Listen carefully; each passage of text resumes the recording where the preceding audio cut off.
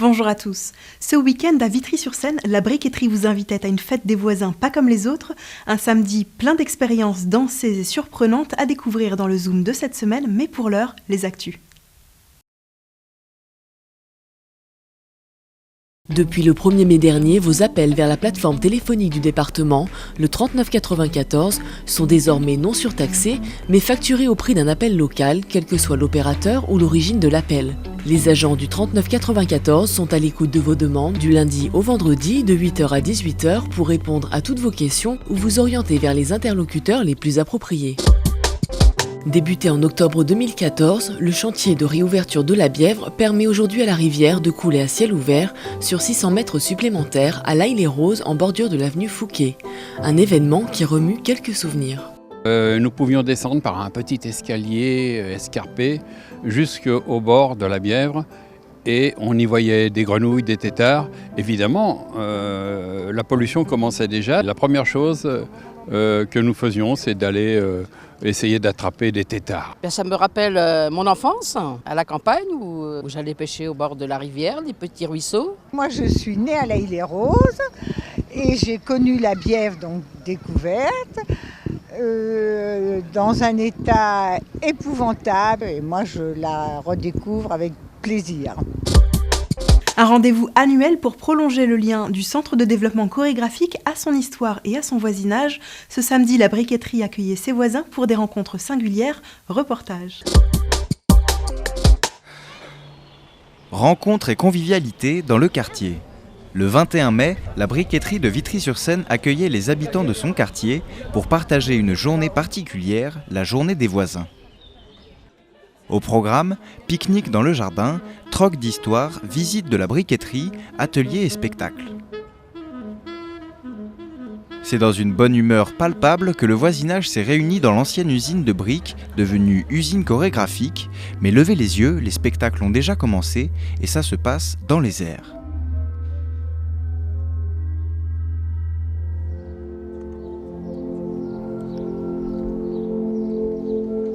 Le service à tous les étages est un spectacle créé en 2000 à Avignon par Antoine Le Ménestrel. Une poésie acrobatique et architecturale qui met en scène la musique, le funambule et l'espace. Je suis au service de l'architecture, qui est ma partition chorégraphique, et au service de l'occasion, qui était ici la fête des voisins. Donc le thème, c'était les voisins, mettre en relation les voisins avec l'espace de la briqueterie. Et donc comme l'occasion aussi, c'était de rallumer la flamme et la fumée de la cheminée, justement une fabrique, ici on est dans une fabrique poétique. Et dans un geste symbolique, le funambule rallume la cheminée de la briqueterie et ravive l'histoire du bâtiment et celle de son quartier. Et justement pour parler de son histoire, la briqueterie proposait un atelier manuel bien particulier. On est en train de faire des briques avec de la terre, du sable, de la paille et de l'eau et de l'huile. Ce lieu, il est vraiment atypique pour ce qui est du passé et du présent. Et c'est vraiment une super bonne manière, cet atelier, pour retourner vers les sources de ce lieu-là et pour travailler sur son histoire. Et justement, nous, comme on travaille beaucoup sur le quartier, c'est important pour les gens de revenir, de s'approprier cet endroit qui est à eux finalement et qui appartient à l'histoire de Vitry. Et de retourner faire des briques à la briqueterie en 2016, c'est un peu se retourner vers l'histoire du lieu et du quartier finalement. Les spectateurs pouvaient ensuite assister à des fenêtres sur création, une présentation de spectacle avec en prime des échanges avec les artistes, avec la compagnie Moipo et la compagnie De Soi. C'est la connaissance de tout le monde, des voisinages, de partager aussi le repas, des origines à l'autre avec tout le monde. Et voilà, de parler de tout et de rien. Prochain rendez-vous à la briqueterie, les Journées du patrimoine, le 17 septembre 2016 à Vitry-sur-Seine. Informations et programmation sur le site www.alabriqueterie.com. À présent, quelques idées de sortie pour ce week-end, c'est dans votre agenda. Samedi 28 et dimanche 29 mai, rendez-vous à la 15e édition du Festival de l'eau. Un moment de détente, d'étonnement et de festivité pour découvrir la Seine de façon inhabituelle. Des activités tout public, accessibles et gratuites tout au long du week-end sur 4 escales. À Choisy-le-Roi, partagez le regard d'artiste à travers une promenade le long du fleuve, visitez une station anti-crue ou explorez les ateliers d'artistes de l'usine Hollander.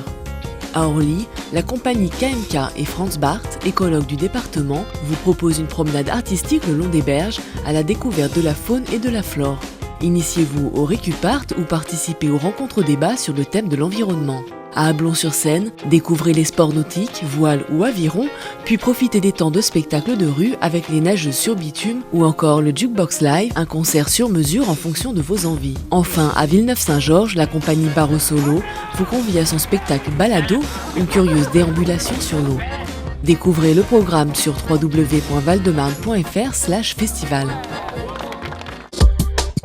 Préparez-vous pour un moment de sport intense avec les 50e Jeux du Val-de-Marne du vendredi 3 au dimanche 19 juin. Soirée d'ouverture à Bonneuil-sur-Marne pour un retour sur l'évolution de la pratique sportive de l'Antiquité à nos jours. Dimanche 5 juin, une journée pour voguer sur le lac à la base de loisirs de Créteil. Toutes les infos sur www.valdemarne.fr/jeux. Samedi 28 mai, la ville de L'Haÿ-les-Roses rend hommage à Jules Gravreau, collectionneur passionné de roses et fondateur de la roseraie départementale qui participa à la renommée du territoire. Toutes les infos sur www.lahyleroses.fr.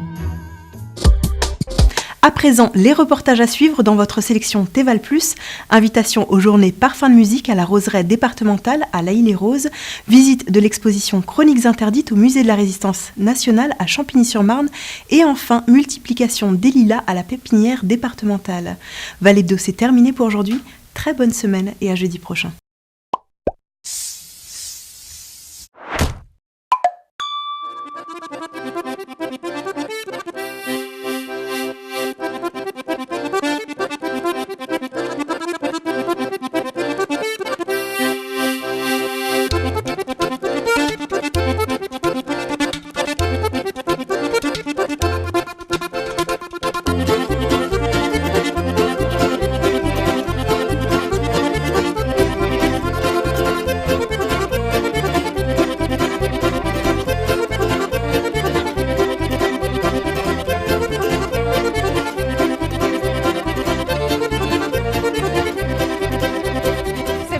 C'est le printemps qui fait des joies énormes dans notre corps.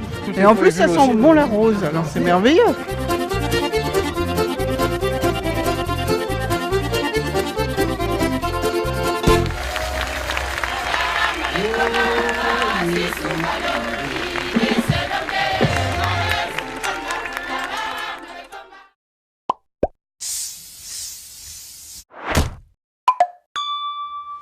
Après, on aura à mettre les légendes également, donc il faudra le redémonter, fixer définitivement. Voilà. Dernier préparatif au musée de la Résistance nationale à Champigny. Chroniques interdites, résister par l'art et la littérature. C'est le nom de cette nouvelle exposition. Elle présente une autre facette de la résistance pendant la Seconde Guerre mondiale. Ce qu'on a essayé en fait de mettre en avant, c'est vraiment le travail de propagande des femmes résistantes en région parisienne, avec notamment ce travail vraiment de fond réalisé auprès des ménagères. Donc un travail vraiment sur le terrain.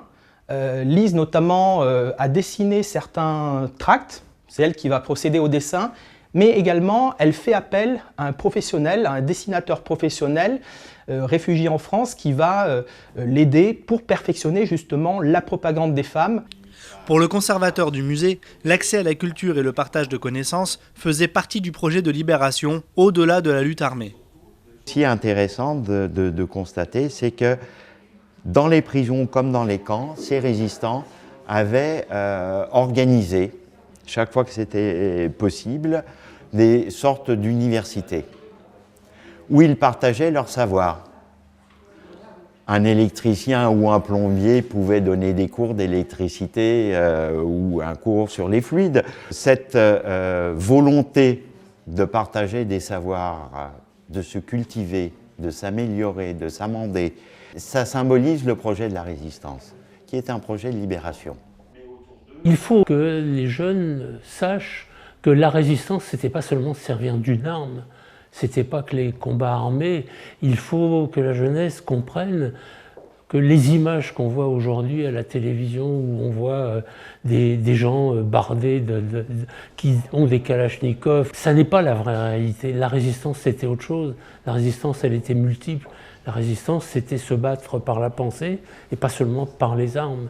Résister, c'était la poésie, c'était la chanson. C'est montrer justement toute cette multiplicité qui font que finalement les résistants ont gagné.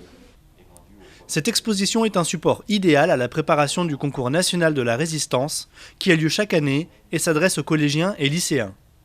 On n'a pas étudié beaucoup de documents, tout ça. Là, ça m'a permis de voir les documents, d'en lire quelques-uns et de mieux comprendre aussi les personnages qui ont eu un rôle dans tout ça. L'histoire de cette étoile jaune qui a été créée par une riche bourgeoise qui finalement a accueilli des résistants chez elle, ça c'est une anecdote qui est assez marquante. Et, du coup aussi l'aspect littérature avec des choses que je ne savais pas, par exemple Vercors, Le silence de la mer, le premier roman publié pendant la Résistance, je ne savais pas.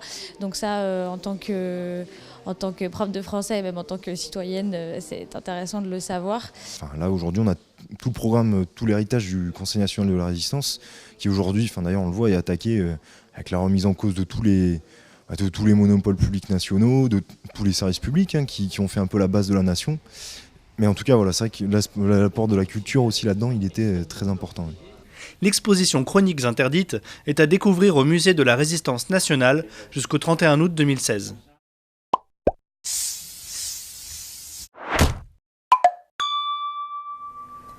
Avec la roseraie, le Val-de-Marne compte aussi une fabuleuse collection de lilas. Ce mois de juillet a débuté l'opération de sauvegarde de cette collection à la pépinière départementale de Mandres-les-Roses. Alors nous sommes à la pépinière départementale du Val-de-Marne qui se situe à Mandres-les-Roses.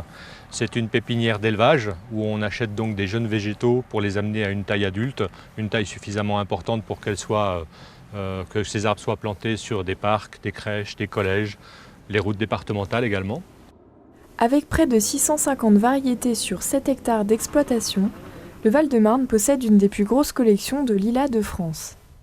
Nous allons procéder à une reproduction, une multiplication de cette collection de lilas. Toute cette collection va être réinstallée, organisée, mise en scène sur la pépinière qui pourra se visiter sur rendez-vous par des groupes, comme c'est déjà le cas d'ailleurs en ce moment, avec les scolaires, avec les professionnels, mais là ce sera ouvert au public. Afin de reproduire la collection de lilas, les pépiniéristes procèdent au bouturage, une technique que nous explique Johnny Pelletier.